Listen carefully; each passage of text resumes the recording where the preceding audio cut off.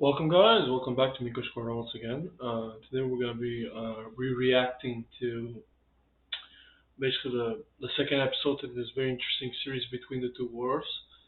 The last episode was very interesting because there were a lot of countries that existed after the collapse of Austria-Hungary and Germany and all that I didn't even think I didn't even know existed, like Western Ukraine. I never heard of that country. Um, Anywho, yeah, if you like my reaction, leave a like. And yeah. The simplest thing I can say about the Spanish flu is this. Oh yeah, the It Spanish killed flu. more people in a shorter period of time than any other disease in human history.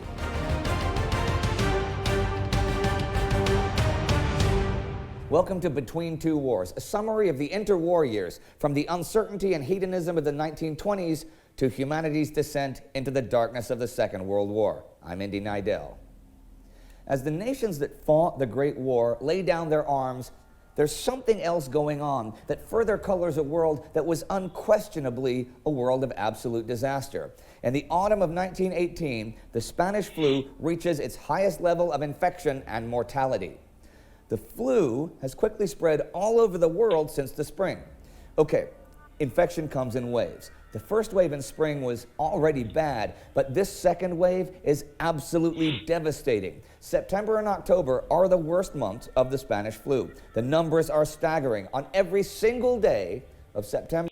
So basically, in 3 years, the Spanish flu was able to burn out in 2 years, and with COVID, well, it's been 2 years now going on, pretty soon, and it hasn't been able to burn out yet.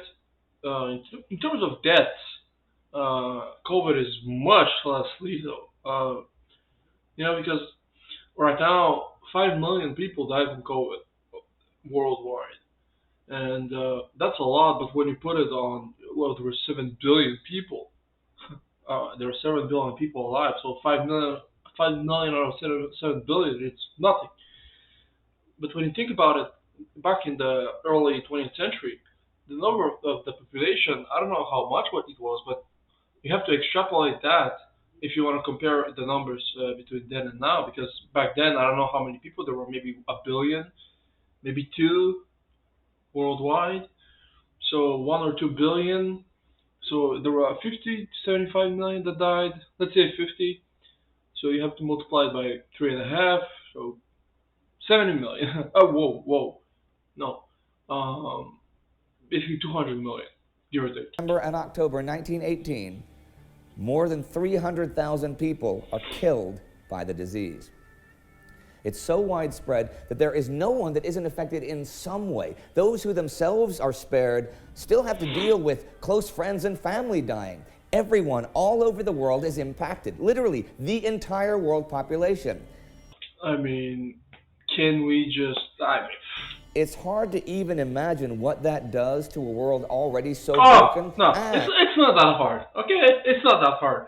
The second wave is followed immediately by two more waves lasting into the spring of 1919. Then a final wave of infection strikes in autumn of 1919, which leaves people dying into the first months of 1920. In the end, we don't have exact figures on how many people died from the Spanish flu, but we know it killed at least 40 million and maybe as many as 100 million people worldwide in 18 months, starting in March 1918. Well, the Spanish flu was way more deadly than COVID. When you just compare numbers, yeah. That's up to 1 in 20 of the world population. There was nowhere on the planet that was safe. It reached the frozen wastes of the Arctic and the remote Pacific Islands. As a comparison, the population of Spain in 2018 is around 46 million people. Imagine if every single person in Spain, man, woman, and child, died in under 2 years, and you get an idea of how many lives were lost to the flu. Yeah, it's a lot of people. This video was made in 1918, in 2018. That's why, Now, in terms of mortality by percentage, it was not the most deadly disease we've ever seen. The Black Death, for example, which ravaged Europe 1347 to 1351, though it originated in Central Asia in the 1330s, killed an estimated 23 million of Europe's roughly 72 million inhabitants in that period. 1/3. Which is roughly a third of the population. Oh my God. But we hadn't seen anything like that for centuries by 1918. Sure, there was malaria, which overall killed more people through the years, and smallpox, which killed hundreds of millions of people between 1900 and 1950. But the rate of people dying I'm gonna have over nightmares just now. that 2-year period, coming on the heels of the First World War, made it really seem that one way or another, the world was coming to an end. Aside from just the death toll, which was 3 to 5% of the global population, the flu infected some 500 million people. About a quarter of the world was infected, and it killed up to 20% of those infected, whereas a normal flu has a mortality rate of just 0.1%.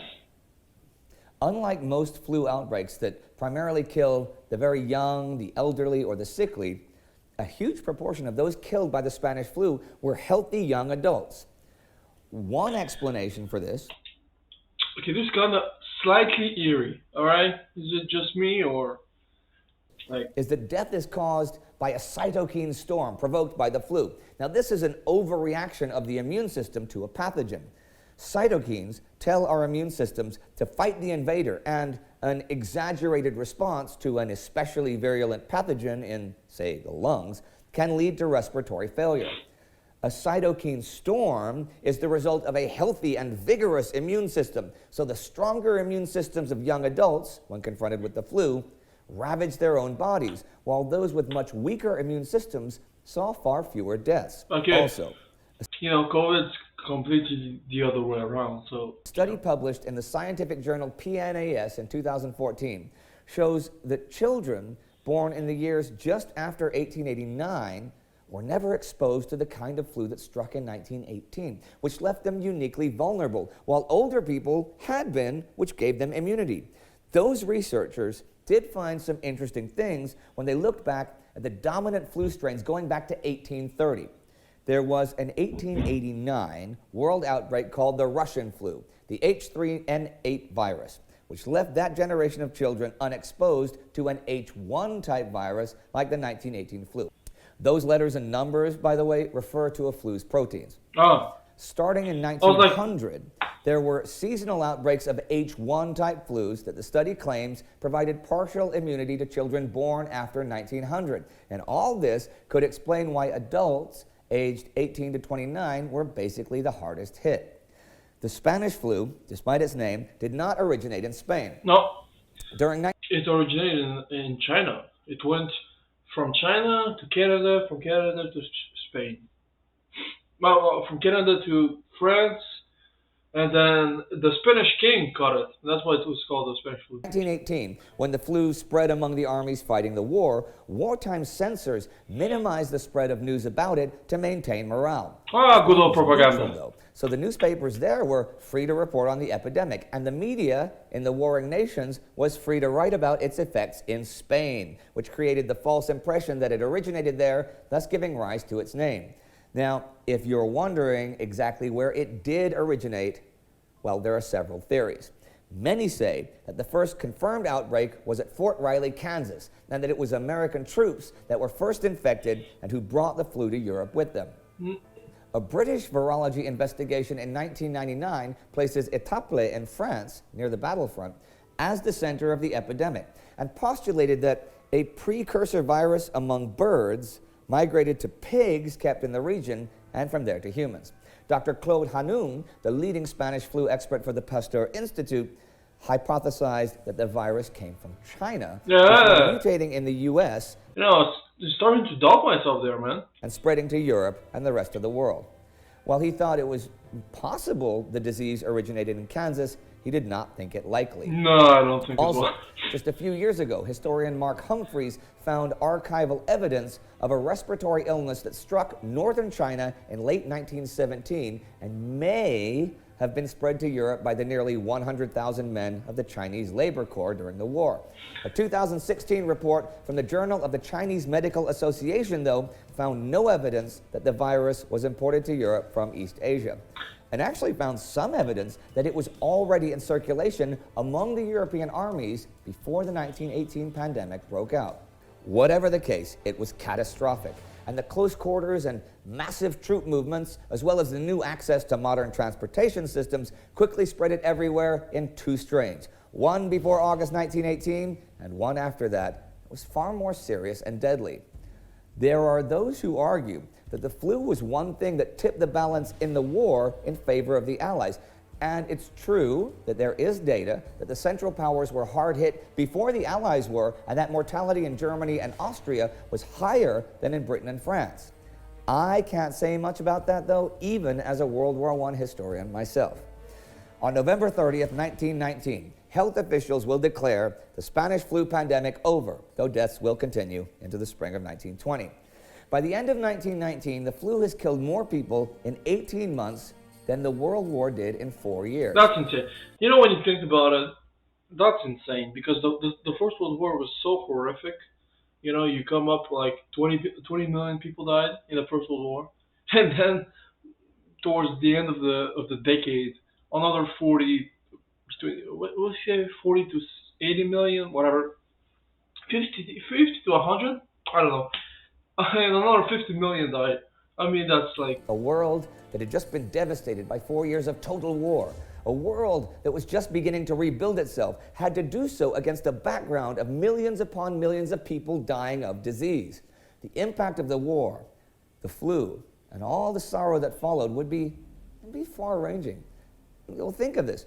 Most of the people fighting and dying in World War I were men born between 1889 and 1900. Most of the people that died from the Spanish flu were born in the same time frame. An entire generation has just imagine you survived the war and you die by some flu. How pissed would you be? You survived the trenches and you die by flu. Oh. Up to 100 million people right when they come of age. That's around 18% of all the young adults in the world wiped out in less than 5 years. Also, the proportion of males lost is significantly higher because of being soldiers. So think of it like this, right? You start high school in a class of 33 students. Yeah, oh my God. By the time you're all supposed to graduate, 6 of your classmates have died from the flu or been killed in the war. Now, not only that, in the next classroom, the same numbers apply, and in the next, and in the next. So in a school of, say, 5 high school classes, 1 entire classroom has been killed. And also in every other school, in every other country, in the entire world. That's insane. Shortly after the war, the novelist and patron of the arts, Gertrude Stein, will name this generation the Lost Generation. And they are already generally considered decadent, dissolute, and irretrievably damaged by World War I. Her protege, the author and journalist Ernest Hemingway, himself born in 1899, popularizes the term and will write several books seminal in describing the hopes and pains of his generation. His debut novel, The Sun Also Rises, published in 1926, is based on his own experiences and those of close friends. Hemingway explained that he's trying to show that although they are a lost generation, the suffering and loss has also made them resilient and strong. Hemingway turns out to be right, because in the next 20 years, this very generation will redefine the world and give birth to modern times as we know them.